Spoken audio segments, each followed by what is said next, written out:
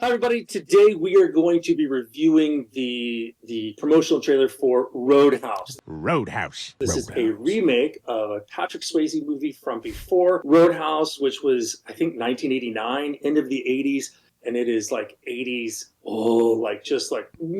terrible, horrible, bad movie stuff. I've probably watched it 20, maybe 30 times. And as a guy who ended up going into martial arts and getting into balancing security, it's sort of like iconic for me to be like, Roadhouse, not realistic, but still, it's like a cult classic. Ian, have you even seen Roadhouse? No, and I think this came out before I was born.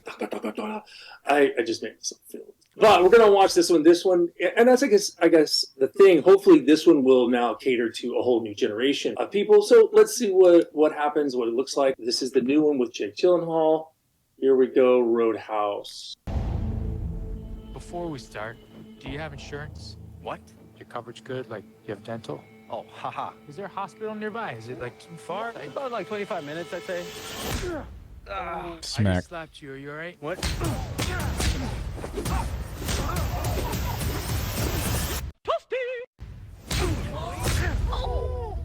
So you like to fight?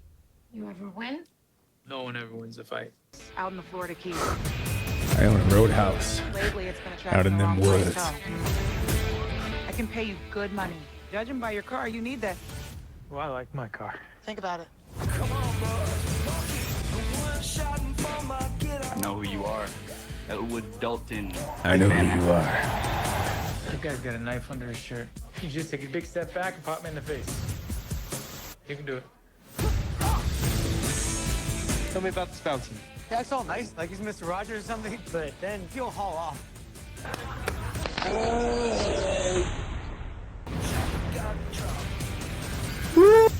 Hey, fellas. Looks like you're having a smashing night. Dalton! I got a tip for you. Don't let no one get this close. Conor McGregor is here to give you a tip. Threaten me. Tell me to get out of town. It's a pretty good tip. Don't let people get that close to The you. impression that you can't be threatened. Once Knox is on the job, it's over, baby. It takes a lot to get me angry, but when I am... When I'm angry, I go Hulk. Going home. It's got People boat chicken. seem a little aggressive around here. I don't know what that move was, but it was cool. Classic. One in front of yours? Catch a leg, duck under, and roll. Works every time. Okay, so That was ridiculous. I loved it for all the same reasons I love the old one. It's super cheap. So there are a couple things in there. All right, the slapping thing in the front. I have a great story from a buddy of mine who a guy pulled a knife on him. This guy was a extremely well-trained boxer with lots of years bouncing experience, and I wasn't there. This was my buddy telling me about it, but the guy pulled out a knife and he goes, and it hurts. You slap somebody. And he's like, that's a bitch slap. You want a man slap? And just totally alpha dogged the guy. And the guy freaked out and went away. So if you slap somebody, some people think, oh, it's not going to be as bad. I think it's worse because you'll haul off and just full palm right there. It's not fun on the head. I like that one. I love the comedy in there. There's a lot of timing in there. I'm going to tell you, as a guy who did security, if you can get some good zingers in, and I've gotten some zingers in on people, it just makes your night. It's just fun.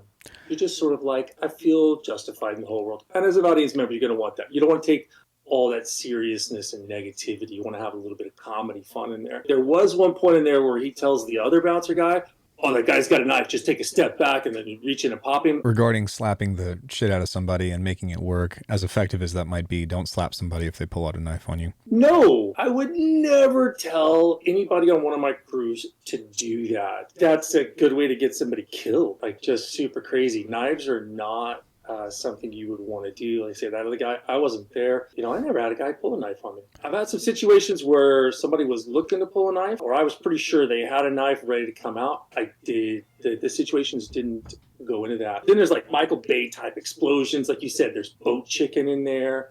I think Conor McGregor, I love him as that bad guy. He comes in, he's just owning it. He's taking sort of everything that everybody knows.